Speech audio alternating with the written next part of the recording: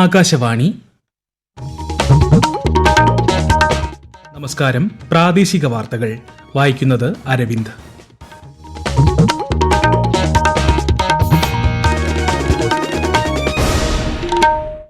പ്രധാന വാർത്തകൾ.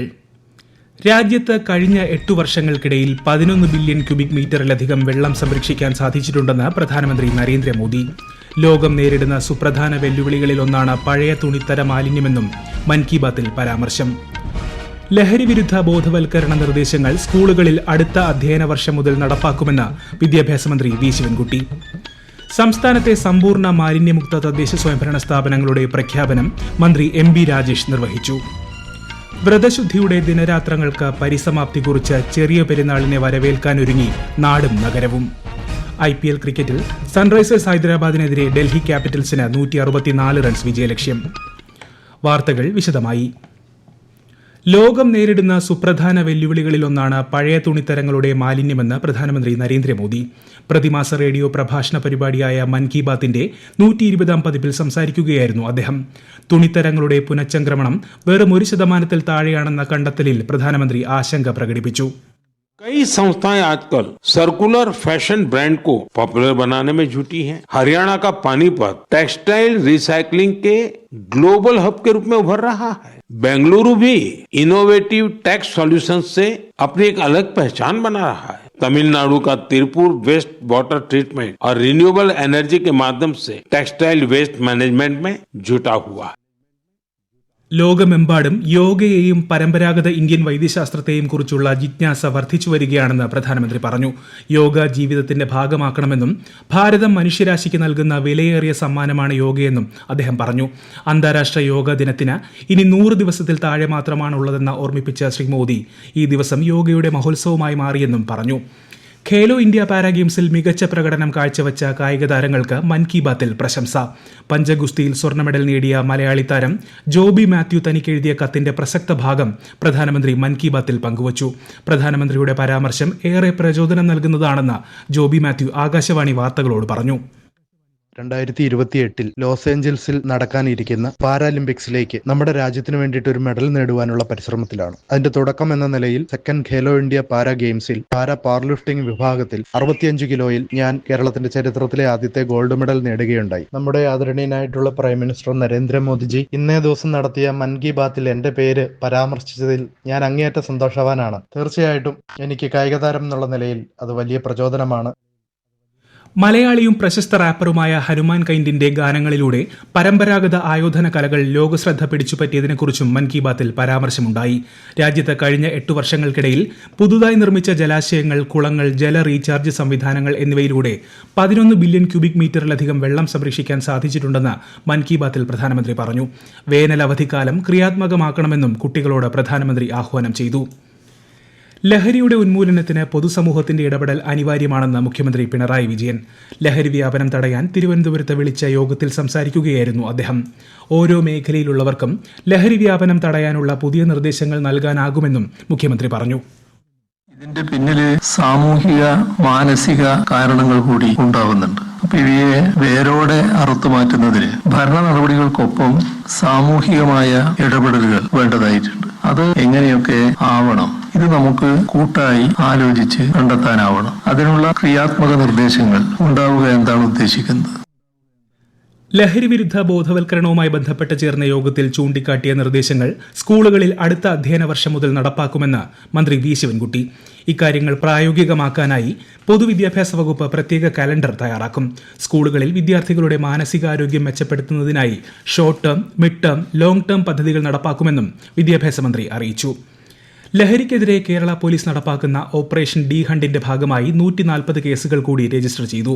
3191 പേരെ പരിശോധനയ്ക്ക് വിധേയമാക്കി. 146 പേരെ അറസ്റ്റ് ചെയ്തു. സർക്കാർ മേഖലയിൽ ആദ്യമായി റോബോട്ടിക് പീഡിയാട്രിക് സർജറി വിജയകരമായി പൂർത്തിയാക്കി Thiruvananthapuram regional cancer centre. Nepal സ്വദേശിയായ 3 വയസ്സുകാരനിലാണ് ശസ്ത്രക്രിയ നടത്തിയതെന്ന് ആരോഗ്യമന്ത്രി വീണ ജോർജ് അറിയിച്ചു. ഇടത് അഡ്രീനൽ ഗ്രന്ഥിയിലെ ന്യൂറോബ്ലാസ്റ്റോമ നീക്കം ചെയ്യുന്നതിനുള്ള ശസ്ത്രക്രിയയാണ് റോബോട്ടിക് സാങ്കേതിക വിദ്യയുടെ സഹായത്തോടെ നടത്തിയത്. ഈ വാർത്തകൾ ആകാശവാണിയിൽ നിന്ന്. ആകാശവാണി വാർത്തകളും വാർത്താ അധിഷ്ഠിത പരിപാടികളും all India radio news Thiruvananthapuram YouTube ചാനലിലും @all India radio news Thiruvananthapuram Facebook പേജിലും AIR News തിരുവനന്തപുരം ഇൻസ്റ്റഗ്രാം അക്കൌണ്ടിലും @AIR News TVM X ഹാൻഡിലും ലഭ്യമാണ്. സംസ്ഥാനത്തെ സമ്പൂർണ്ണ മാലിന്യമുക്ത തദ്ദേശ സ്വയംഭരണ സ്ഥാപനങ്ങളുടെ പ്രഖ്യാപനം മന്ത്രി MB രാജേഷ് നിർവഹിച്ചു. കൈവരിച്ച നേട്ടങ്ങൾ നിലനിർത്താൻ കൂട്ടായ പരിശ്രമം ആവശ്യമാണെന്ന് അദ്ദേഹം പറഞ്ഞു. 13 മാനദണ്ഡങ്ങളിൽ ഓരോന്നിലും 80% പുരോഗതി കൈവരിച്ച തദ്ദേശ സ്വയംഭരണ സ്ഥാപനങ്ങളെയാണ് മാലിന്യമുക്തമായി പ്രഖ്യാപിച്ചത്. വ്രതശുദ്ധിയുടെ ദിനരാത്രങ്ങൾക്ക് പരിസമാപ്തി കുറിച്ചെത്തുന്ന ഈദുൽ ഫിത്തർ ആഘോഷത്തെ വരവേൽക്കാനൊരുങ്ങി നാടും നഗരവും. ഇന്ന് വൈകിട്ട് ശവ്വാൽ മാസപ്പിറവി ദൃശ്യമായാൽ ഖാസിമാർ പെരുന്നാൾ പ്രഖ്യാപനം നടത്തും. ആകാശവാണി കോഴിക്കോട് ജില്ലാ പ്രതിനിധി നസീർ ബാബു തയ്യാറാക്കിയ റിപ്പോർട്ട്. കടലുണ്ടി കോർണിഷ് മസ്ജിദിൽ മാസപ്പിറവി നിരീക്ഷിക്കാനായി പ്രത്യേക സൗകര്യവും ഒരുക്കിയിട്ടുണ്ട്.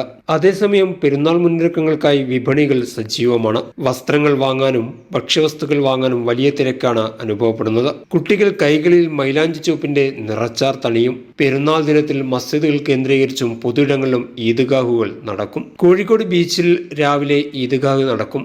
ഈദുൽ ഫിത്തറിന്റെ പ്രധാനമായ ഫിത്തർ സക്കാത്തിനുള്ള ക്രമീകരണങ്ങളും മഹല്ലുകൾ കേന്ദ്രീകരിച്ച് നടന്നുവരുന്നു. ഗവർണർ രാജേന്ദ്ര വിശ്വനാഥ് അർലേക്കറും മുഖ്യമന്ത്രി പിണറായി വിജയനും ജനങ്ങൾക്ക് ചെറിയ പെരുന്നാൾ ആശംസകൾ നേർന്നു.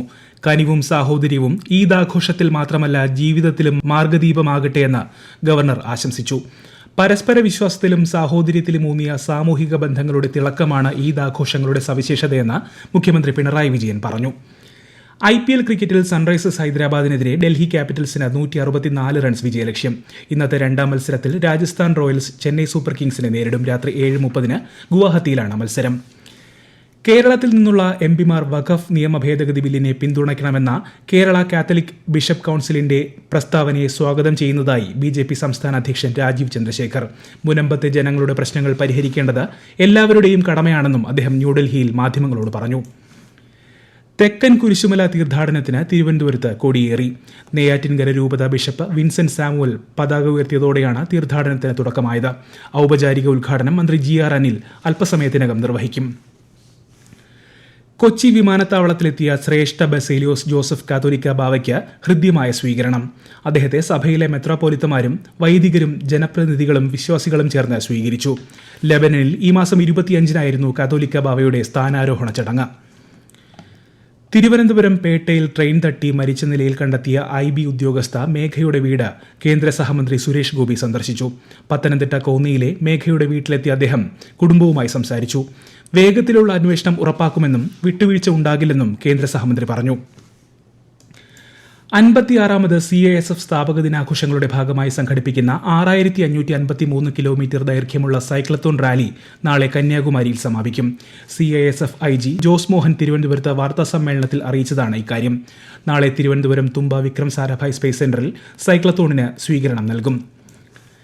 കലാസൃഷ്ടിയെ ഇല്ലായ്മ ചെയ്യുന്ന സാഹചര്യം ജനാധിപത്യത്തിന് ഭൂഷണമല്ലെന്ന് മുഖ്യമന്ത്രി പിണറായി വിജയൻ. എമ്പുരാൻ സിനിമ കണ്ടതിനു ശേഷം സമൂഹമാധ്യമ പോസ്റ്റിൽ അഭിപ്രായം പങ്കുവയ്ക്കുകയായിരുന്നു അദ്ദേഹം.